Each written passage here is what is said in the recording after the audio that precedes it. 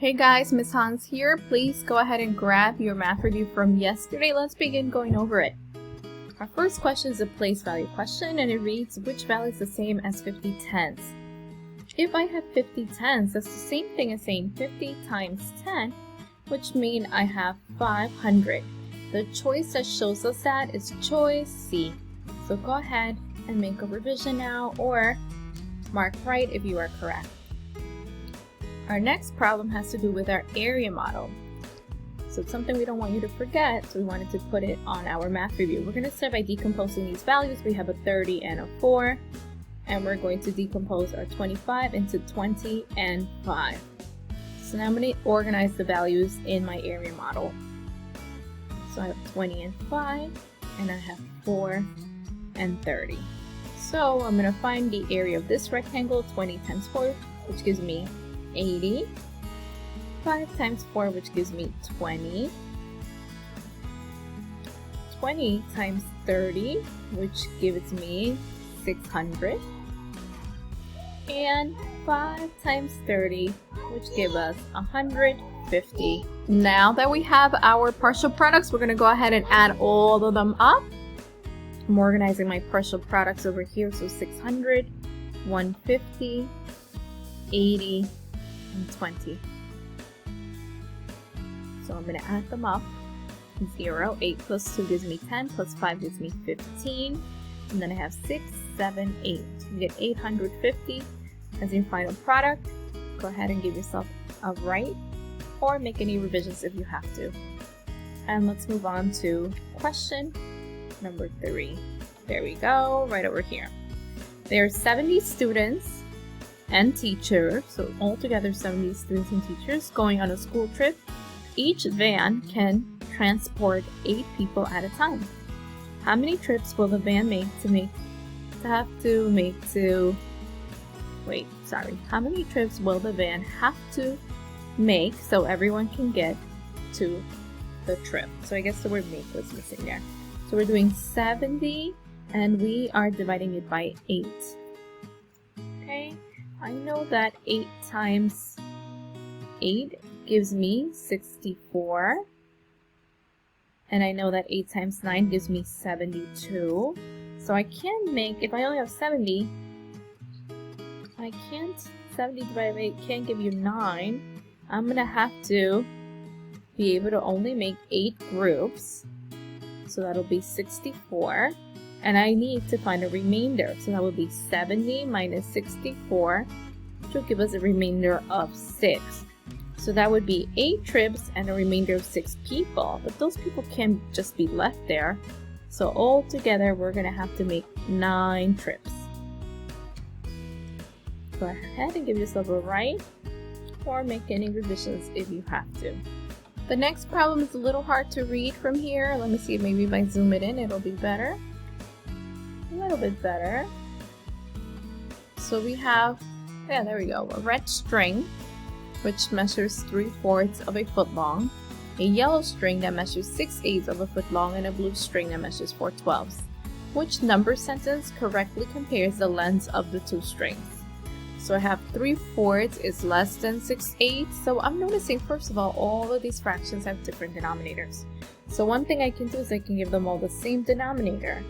And I know that 24 is a number that's a multiple. Okay, so I just did 4 times 6 gives me 24. 3 times 6 is going to be 18. I'm going to do the same thing down here.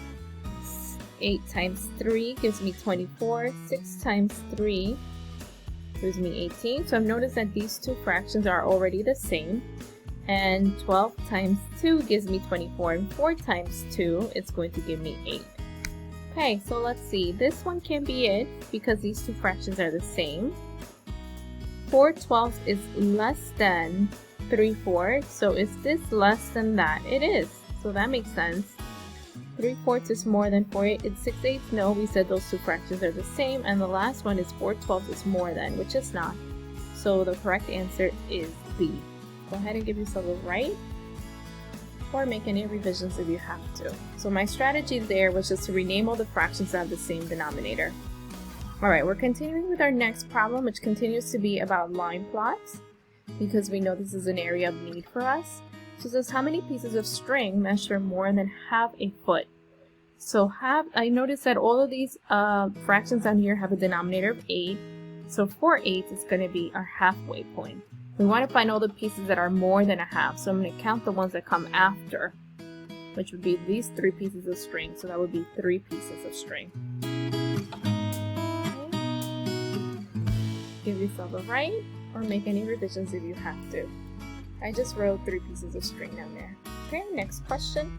Fill in the chart below with the measure for each type of angle. So a right angle we know measures 90 degrees, and acute is going to be anything less than 90.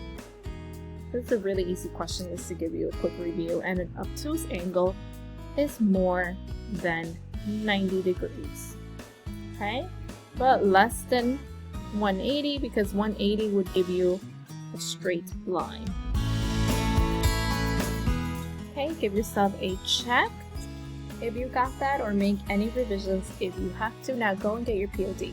Hi, so as you know, today we're going to unpack this POD, and then tomorrow we'll go over all the final answers. So we're back with line plots. Greta recorded the number of miles she walked each day last week on the line plot, as shown below. Okay, so I see that we're noticing that Greta walks her miles, and then she recorded this over a week. And first I want to see how many X's there are. So there's 1, 2, 3, 4, 5, 6, 7. Yeah, it makes sense because it says that she walked last week and there's 7 days in a week. So that's great. And now let's see what the problem is asking us to do. How many miles in all did Greta walk last week? So how many miles in all? Meaning I'm going to have to add all of them up. Okay, so I'm just going to make a note here. I'm finding the total. I want to take a look at my line plot over here to help me understand what numbers have to add up. So I see that she walked 1 mile one day, so I'm going to record that one time. Plus, she walked 1.5 miles 2 days, so I'm going to add 1.5 plus 1.5 twice. Now she has no days with 2 miles, so I'm not going to count that. 2.5 miles. She walked 2.5 miles 1, 2, 3 days, so I have to add that amount 3 times. 1, 2, 3, and then 3 miles. Oh, sorry, this is 2.5. Just want to make sure I write that correctly. And then she walked 3 miles one day, so I'm just going to record that over here. Alright guys, tomorrow we're going to find the total.